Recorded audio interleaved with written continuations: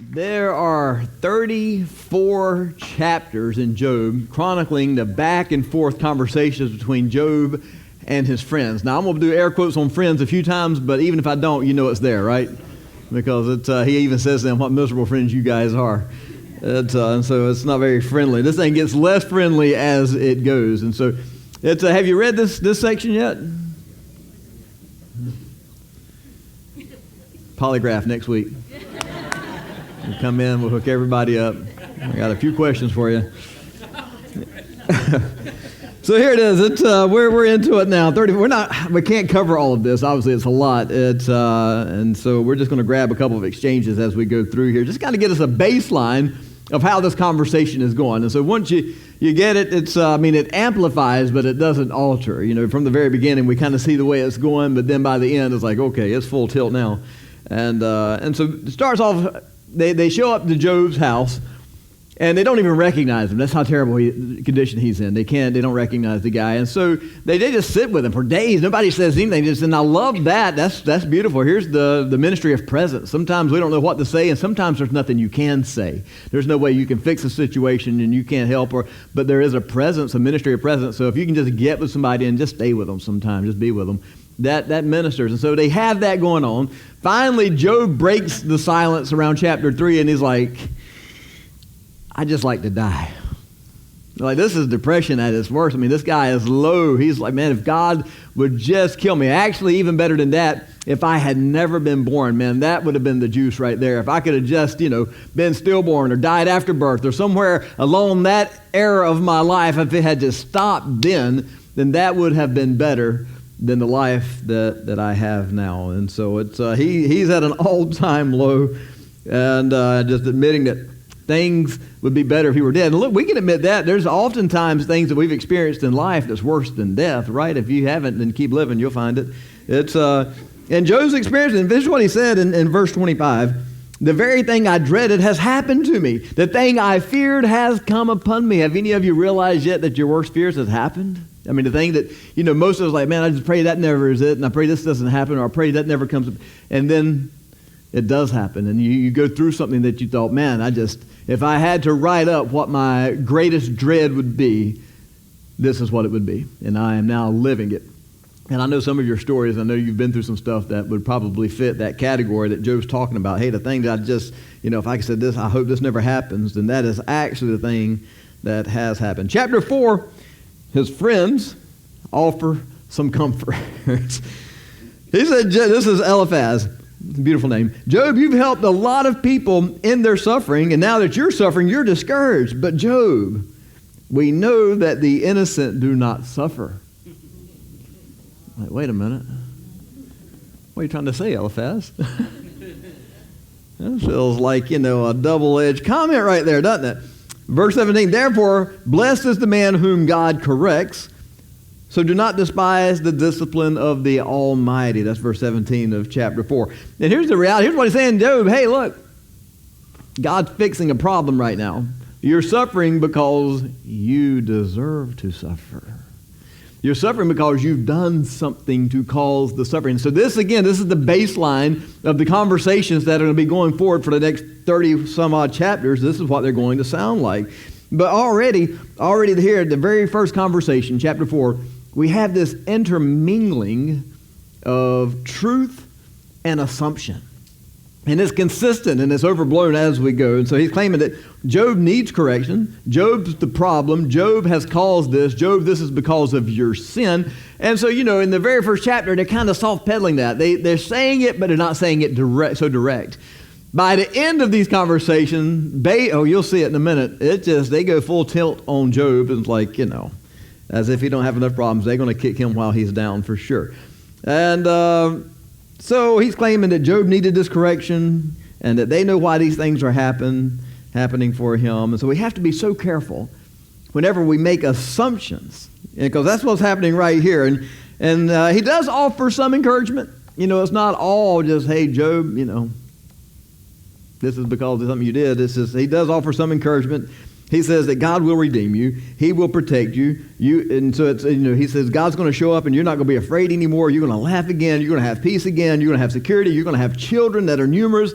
And you're going to live to a full age, Job. And so there toward the end of his conversation, he does turn it around and offer Job some hope and some comfort.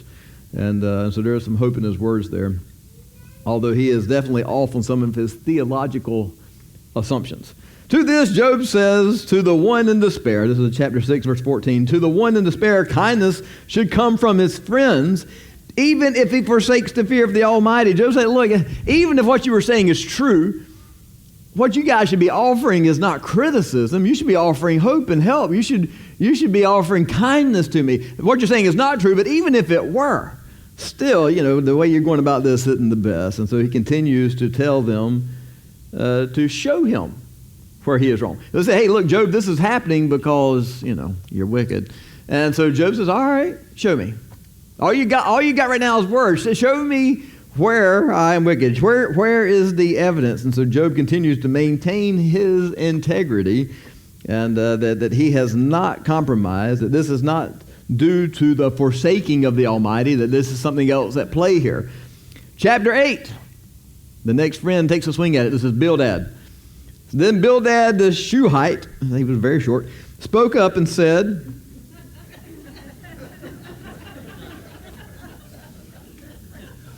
thank you, son. You got to give me a few of these guys. I am a dad. Sometimes we have dad jokes, he was Shuhite, it was a very short man. Bildad said, how long will you speak these things, seeing that the words of your mouth are like a great wind? Does God pervert justice? Or does the Almighty pervert what is right? This is tough. If your children sinned against him, he gave them over to the penalty of their sin. What's he saying? Your kids are dead because they deserved it, Job. Well, that would have been the end of the conversation right there. I don't know what strength Job had left, but I suspect it'd be enough to load a gun. I mean, at this point, it's already ready to die. Let's just take a few of these people with you, man. I'm just kidding. I mean, that's a hard statement right there. That would have gotten a response that would have been violent, I feel certain, from most of us. But if you will look to God, he says, and make your supplication to the Almighty, if you will become pure, not because you're not pure, Job, that's, you got to read between the lines here. If you'll become upright, even now, he will rouse himself for you, and he'll restore your righteous home, and your beginning will seem so small, since your future will flourish. And so, now let's examine this for a minute. He says, God does not pervert justice. Is that true or false? That's true. God does not pervert anything. And so you can throw justice in there. Yes, God does not pervert justice. And so he's got some truth right here. He's starting off with something that's true, which makes this so tricky. And then verse 4, God punished your children for sin. Is that true or false? That's false. We know because God showed us early on in the chapter why these things are happening. God was not fixing some sin problem. God was using Job as a beacon of light for the universe, basically, in his story. And so that was false. And so then, verse 5 through 6, if you get rid of your iniquity, God will restore you. And we want that to be true, right? Yet we know in Job's case, this is not how the reality is working. There's a hint of hope in the statement, but the hope is built on error. And so then the statement's not true. And if it's not true, then there's no real hope in it. It's just the appearance or perception of hope. It's not really hopeful at all if it's built on error. And so it might tickle the emotions a little bit, but it's just more bondage in the end. And so the only truth is going to set us free. We've got to keep coming back to that. So he says these things, and they're not true. He's got a little bit of truth in there. God doesn't pervert justice, and yet he's off in some other areas, and so he builds his hope on the portions that he's off on, and so it's not really hope at all. And then in verse 20, he cuts a little closer to the bone. Surely God does not reject a blameless man, Job, nor does he grasp the hand of evildoers. He's not going to help an evildoer. He's not going to reject a good man, but he's rejected you, so do whatever you want to, Job. Again, the assumption that his friend is making is this calamity is the rejection of God. When in reality, Job's suffering is not because of a lack of faithfulness. He's suffering because he is frontline living. I mean, he was such an example of what God was looking for that God used him to glorify himself in ways that, were somewhat unprecedented. And so we understand that. That's not because, God has rejected him. It's because God has elevated him. It's like, well, this just flies in the face of some of our perceptions. Yes, that's the point of this. We have these perceptions that we have built around, and we have built theology around perceptions that aren't necessarily accurate. And if they're not accurate, they're not true. And if they're not true, there's no hope in it. And we have to have truth to be set free. There's freedom in that. So we've got to get back to, again, God, give us what is true, not what is perceived or what is felt or what we think, but what is true. And so to this, Job maintains that he is blameless and that he wants to die. So his response to Bildad is like, look, I have not perverted justice. I've not forsaken the Almighty. I'm blameless in this, and I just want to die. So then Zophar throws his hat in the ring. And he basically says, there is hope in God, but wicked people just want to die. That felt pointed. That's directional, wasn't it there? Zophar, thank you. And so to this, Job responds, chapter 12, one of my favorite comments from Job. Then Job answered, without a doubt, you are the people, and wisdom will die with you. I'm like, yes. Sarcasm, even in the midst of all the suffering, sarcasm. That is beautiful, Job. I love it. All the way back in the Old Testament, people were still using sarcasm in a way that just tickles me. So he still has this cutting wit and this sense of humor, which I so deeply appreciate. And later he declares his desire to have this opportunity to argue his case with God. And so he's telling his friends, look, if I could just get with God, I believe I could lay out my case before him and I would get a reasonable response. Again, this is kind of his way of saying that he is so just that he could argue his case effectively before the God, the Almighty of the universe. And so, that's some shaky ground. We're going to come back to that in a minute. Chapter 13, Job takes another swing at his friends and says in verse 4 or 5, but you, however, are inventors of lies. Again, I told you this thing's going to digress as it goes, right? It gets sharper and sharper the further down we go. You're the inventor of lies. All of you are worthless physicians. If only you shut up and let that be your wisdom. I was like, that's what I'm talking about. Now you're getting there, Job. This should have been like conversation 1, I think, but here we are. And I'm not saying this is the right response, but I enjoyed reading it.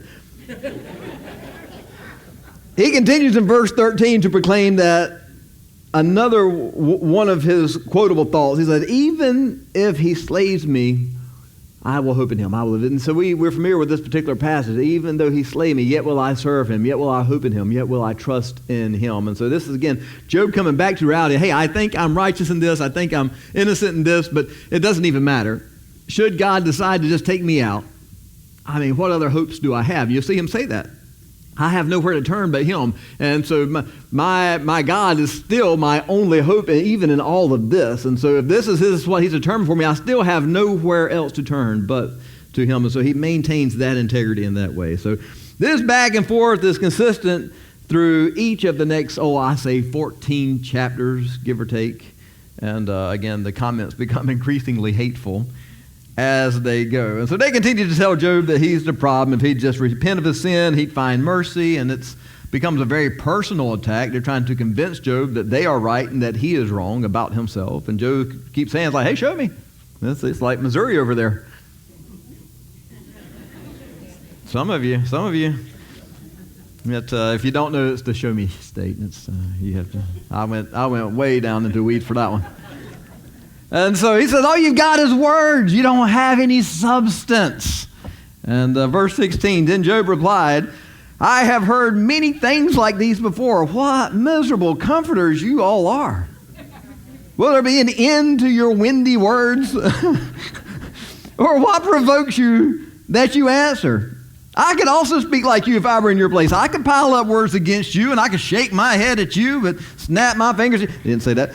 But I wouldn't. I would strengthen you. I would comfort you. I'd bring you relief. But you guys stink.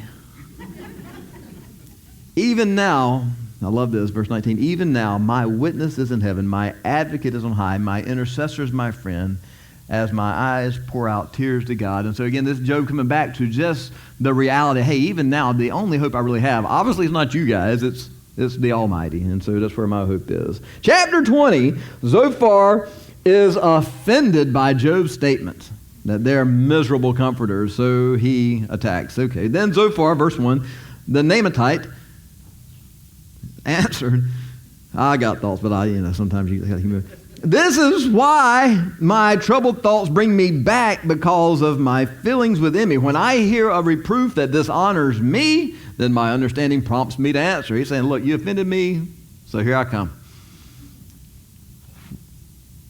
So, verse 5, that the elation of the wicked is brief, the joy of the godless lasts but a moment. It's like, Job, you're wicked. Verse 7, the wicked person will perish forever like his own excrement. Job, you're a piece of excrement. I mean, he's pouring it out on him. Verse 12, if evil is sweet in his mouth, if he hides it under his tongue, if he retains it for himself and does not let it go and holds fast in his mouth, this food's going to turn sour in his stomach, become like venom of serpents within him. Job, you are evil. Verse 18, he gives back all that ill-gotten gain that he, massed up together. He does it without assimilating. He will not enjoy the wealth from his commerce. Job, you're dishonest. In the fullness of his sufficiency, distress overtakes him. Job, you're just full of yourself. I mean, this guy is just really giving it to him. Such is the lot God allots for the wicked and the heritage of his appointment from God. In case you missed it, Job, you're wicked. And so Zophar just really takes a deep swing at him. And here, there are plenty of takeaways from these lengthy and somewhat redundant conversations. But let me give you, 4? I think it's 4. There it is. You wouldn't think I wrote this thing, right? But I did. Number 1, God's ways are not our ways. There's your number 1 takeaway. Listen, we try sometimes to put God in this box and figure him out and understand him in ways that we're never meant to. We don't answer for God. And so don't get confused in thinking that you do. You don't. God is completely self-sustaining in this way. He doesn't need you to answer for him. Isaiah 55 says, for my thoughts are not your thoughts, and my ways are not your ways. As far as the heaven is higher than the earth, so my ways are higher than your ways, and my thoughts higher than your thoughts. How can you explain a God who's so much beyond your understanding? How can you answer for him? And so Job's friends show us a side of ourselves in this. We want to be able to figure God out, right? And so we really desire to have this cause and effect in situations like this. If we read Job's story and we didn't have the context that God gave us, we would really try hard to figure this thing out and put together a formula. Here's why, because we want to make sure that we avoid it.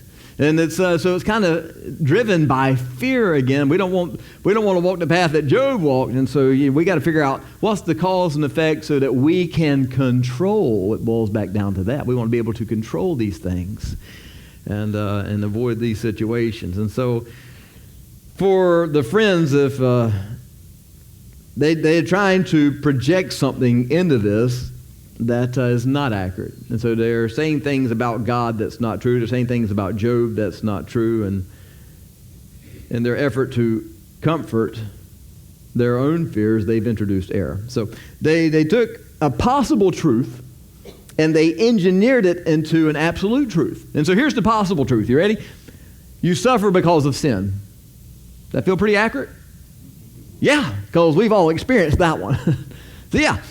And so for our suffering, sometimes we know why. Sometimes we do stupid stuff and then bad things happen. It's like, okay, well, yeah, I saw that one coming. It's for each other, we don't always have that insight. If you're suffering, I don't necessarily know why. Maybe you have a better insight on why you're suffering than I would on you, but here's what I can't do. I can't take this sometimes truth and make it an every time truth. And that's what they did. They engineered this possible truth into an absolute truth. Yes, it's possible that Job is suffering because of some sin, but it's not absolute. We don't know that for sure, and they were absolutely wrong whenever they thought that they were absolute. And so we have to be careful as we navigate each other. Again, we've got to work according to truth. Otherwise, there's really no freedom and there's no healing and no hope.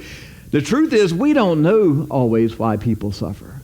I mean, there's some occasions that we understand it. You robbed a bank, you went to jail. I was like, okay, well, we know why that happened, You robbed a bank. Don't rob banks. There you go. It's easy enough.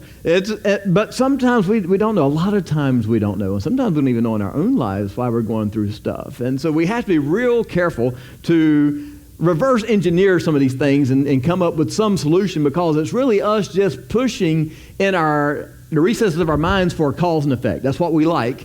Almost a mathematical equation that we can put together, if A plus B equals C, then we can avoid C. And so we're doing this, again, sometimes from a place of fear and other times from a place of control, but often it ends up in error. And so they definitely got it wrong. And so we can't fit God into a mathematical formula. His ways are not our ways. He said he's so high above us that, if you think you're going to figure him out, then you're going to get it wrong. It does not work. And we've never been instructed to figure God out. We've been instructed to know him, but not on a level that understands everything about him, but on a level that has intimacy with him. We're supposed to know him like that. We're supposed to walk with him, to love him, to commune with him, have that intimate relationship with him, not understand his processes and his thoughts. That is not what we are called to do. And so be careful in that one. So number one, God's ways are not our ways, and you don't answer for him. Number two, poor theology creates poor friendships. If we don't know the truth, then the only other option is error. And it's a narrow margin for truth, and so there's a lot of error out there. And I see this all the time, like, girl, you should leave that man. He don't deserve you. I mean, some of that might be true. But as it relates to a marriage situation, there's some stuff in there that's like, okay, let's take a beat on that comment. That's broken and dishonoring, and it's not good friendship. It's how about this? Hey, girl, you should pray for the strength to honor God in that situation, whatever it is.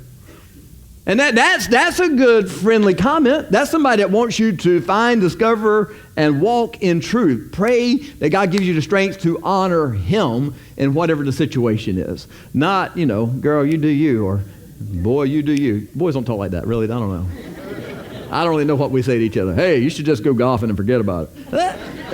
That's really not maybe good Bible right there. It's like, just schedule you another hunting trip. She'll be fine. I feel you on that, but maybe we take a beat on that too. Maybe it's like, hey, how about this? How about you dwell with each other according to understanding and compassion and love, and let's invest in the relationship rather than divesting in it, because that's what honors God. He's called us to be loving, particularly as it comes to marriage. And so, you got to be careful. Look, if you don't have good theology, you're not going to be a good friend. If you've got friends that don't have good theology, don't listen to them. I mean, you ain't got to give them the hand, but, at the same time, just like, right, okay. And then you go talk to somebody that loves Jesus. Don't. And so I see so much wreckage because people listen to people that shouldn't be listened to. And so for us here today, here's what we've got to get to. We've got to be the people who love God supremely so that we can give truth, because truth equals freedom and error equals bondage. And so we are to be stewards of truth. And so good theology is what we're looking for. And so there's basically three categories as we approach truth. There's what feels true. And man, this is what the world runs on right here. What feels true. And this is different with each person because each person has different emotions. And that's the reality. The foundation of what feels true is our emotions. Well, how does that make you feel? Well, I don't care. It's not about you or your feelings. I'm not saying they don't have value. I'm just saying that cannot be the tail that wags the dog.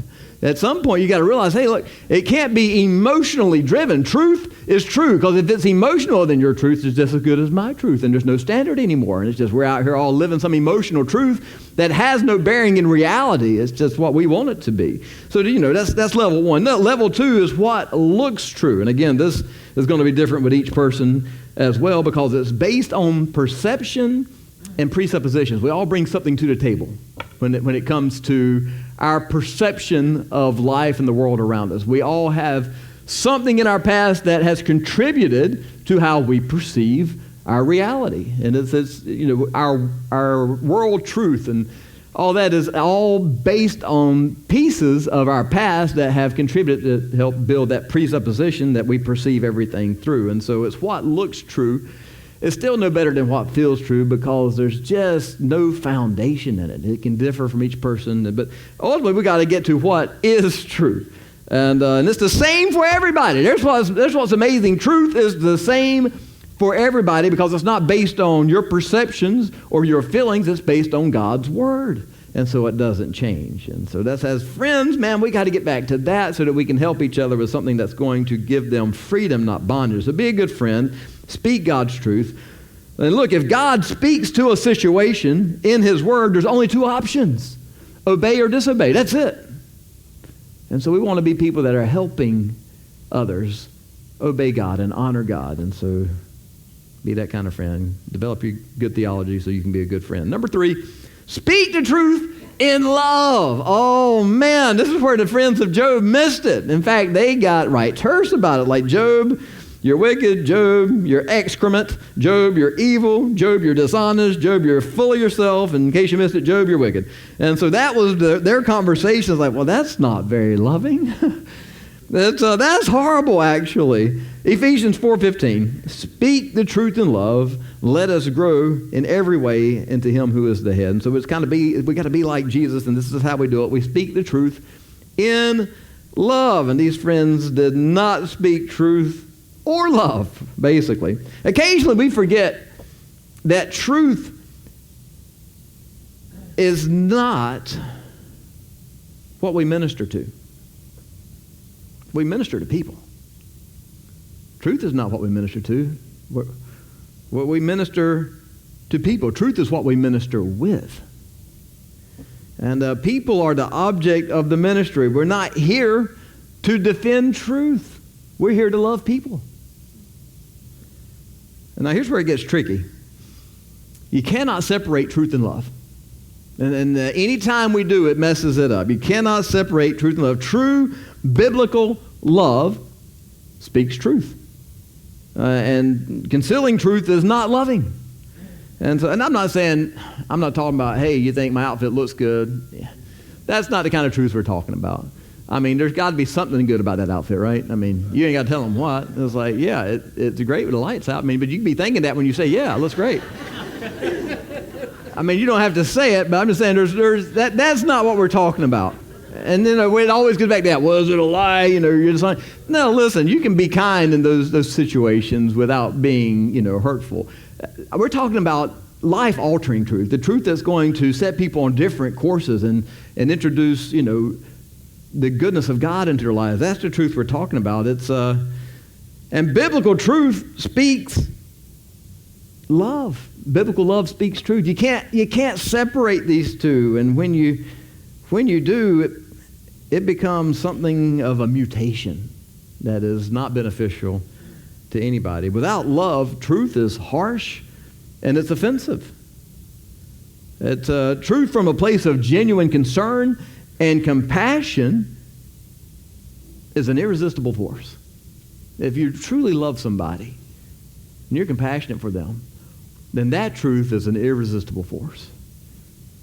And then when we don't love them, then here's what happens. We tend to weaponize truth.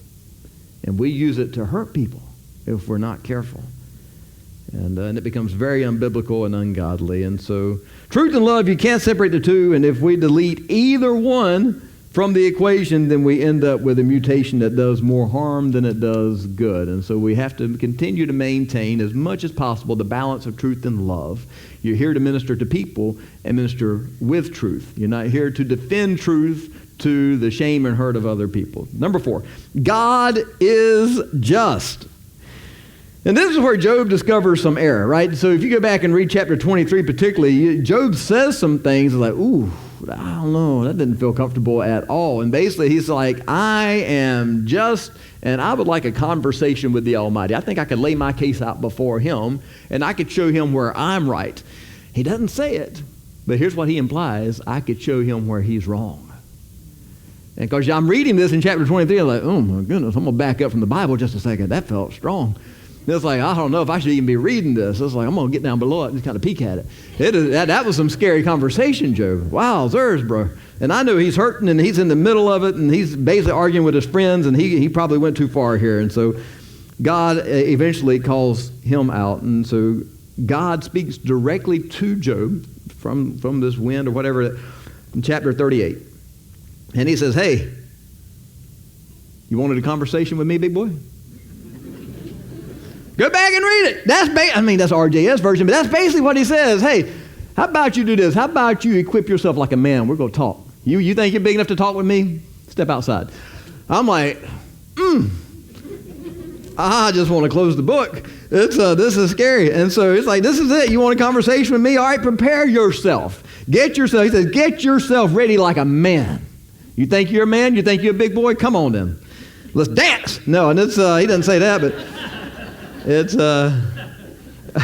he says, let's just see how much wisdom you got, Job. And so then he starts in chapter 38, and he basically rips Job a new one. And for the 38 and chapter 39, it's like, where were you here? And what did you do there? And how did you do that? And where were that happen? And how was that? And how do you know about that? Or do you know about that? Oh, I forget. You were born before all this stuff happened, right, Job? No. God even used some sarcasm. I'm like, I told you. I knew that was godly.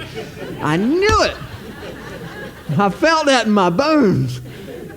And he did. He pulls out some sarcasm on Job. It's like, oh, yeah, I forget. You were born before all that, right, Job? No, you don't know nothing, man. You're ignorant, Job, and you done said some things that were just ignorant. And so finally, chapter 40, after this lengthy treatment on the insufficient knowledge and wisdom of Job, God says, so, Job, you want to correct me? To which Job says, nope. I mean, that's it. He's like, no. He's like, in fact, I think I might have said too much. And that's what he says. I think I said too much. It's like REM song. It's then somebody got it. That's it. That's me in the corner. No. Then God asks, chapter 40, verse 8, will you declare me guilty so that you might be right? We're getting down to it right now. This is what happened. Job is saying, hey, I'm right. But what he's not saying is God's wrong, but he's implying it. And so God finally just pulls it right to the middle of the room. Is like, is that what you're saying? You think you're going to declare me guilty so that you can declare yourself just and right in this? Again, this is our temptation. When life is not what we had hoped for or expected, sometimes our knee-jerk reaction is to condemn God. To say that, God is unfair or God is unjust. But here's the reality that we forget. Anything short of eternity in hell is the active grace of God. So life siphons.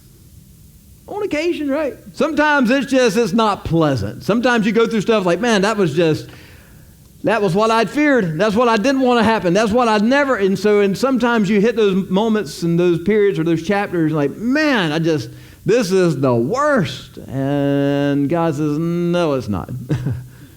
No, it's not. It's like you're in your emotions. And so we tend to, deal out of our emotions so much that we forget truth. And we got to get back to truth. If we're going to be sane in ourselves or aid to anybody else, we've got to get back to this truth.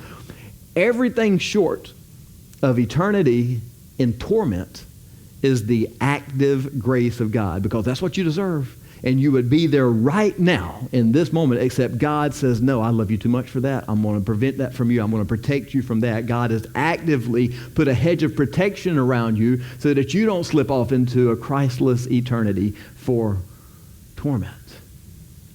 That's God's active grace on your life 24 hours a day. And so maybe you're dealing with something that's negative, hurtful, disappointing, perhaps life-altering. Let me remind us that God is good. And his grace is constantly active and outstanding. John chapter 11, Jesus is speaking of Lazarus. And this is one of my favorite passages in the Bible. I use it basically every graveside that I do. And he says, he gets the news that Lazarus is sick. And they're, some travel days away from Bethany and from Lazarus where he's located, where he lives. And Jesus says to his disciples, hey, Lazarus is sick, but this thing's not going to end in death. We're fine. And then, a few days later, Lazarus is dead. They're like, wait a minute. And so you got to be thinking, as a disciple, like, we're not going to say anything, but we're all thinking it, right? He got this one wrong, right? Y'all thinking that? I don't know if they had that conversation or not, but if I'd been there, we would have. I was like, hey, John, I know you're close to him. Answer me this one. Riddle me this. Death, right? He's dead, right? 4 days? He's dead, right? He said, I'm going to end in death. And then he raises him back to life.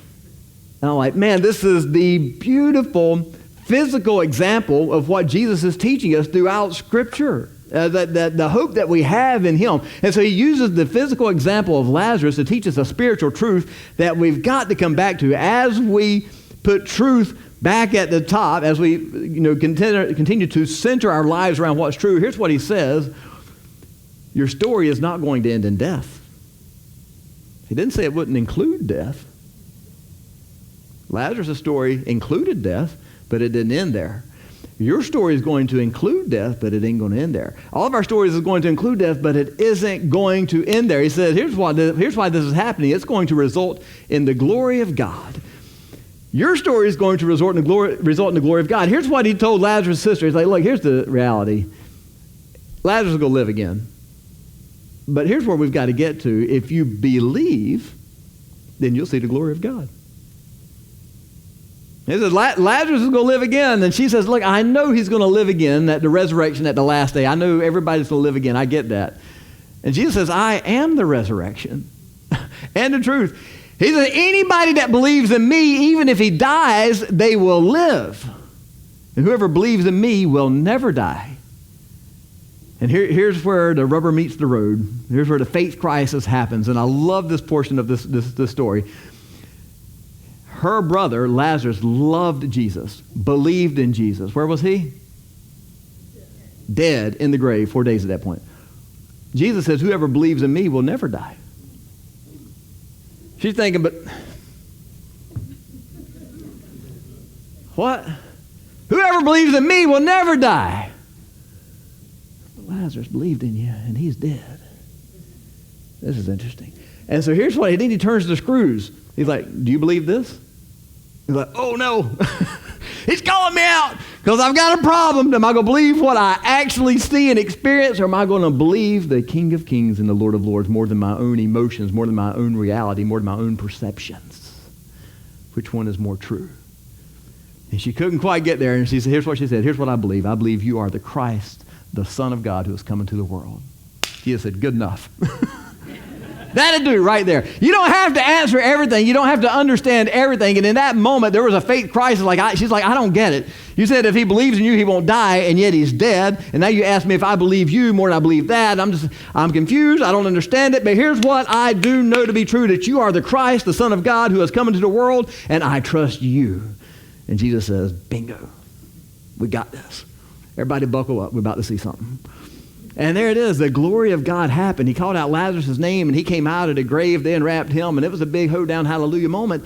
And he did all of that to show us something. That your story is not going to end in fear. It's not going to end in death. If you will believe, then you'll experience the glory of God. We've got to come back to some truths that we can just put in our pipe and smoke it until we're so filled with it that it pours out of us. We've got to get into this word. That's why we're reading through the Bible, so we can get into this word so that it can permeate us to the point that what comes out of us to our own minds as well as to the minds of those around us is his truth, not our truth. Is his word, not our word. Is his healing, not our confusion. Job's friends got it wrong. Over and over again for about 34 chapters. It was hard to listen to. Even Job got it wrong a little bit. But Jesus has never gotten it wrong. The truth will set you free, and you will be free indeed. We are freedom fighters. We're here to minister to those who are in bondage. We set them free with truth and love.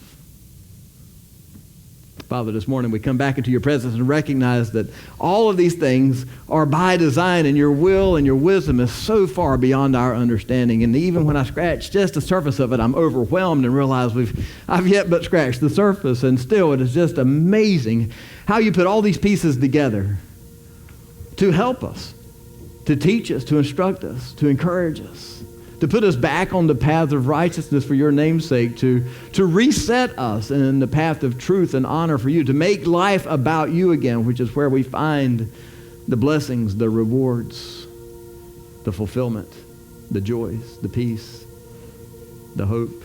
Is all in our pursuit of your kingdom rather than our own. God, help us to be beacons of truth. God, help us walk in it so that we can be stable in ourselves, Lord, that we can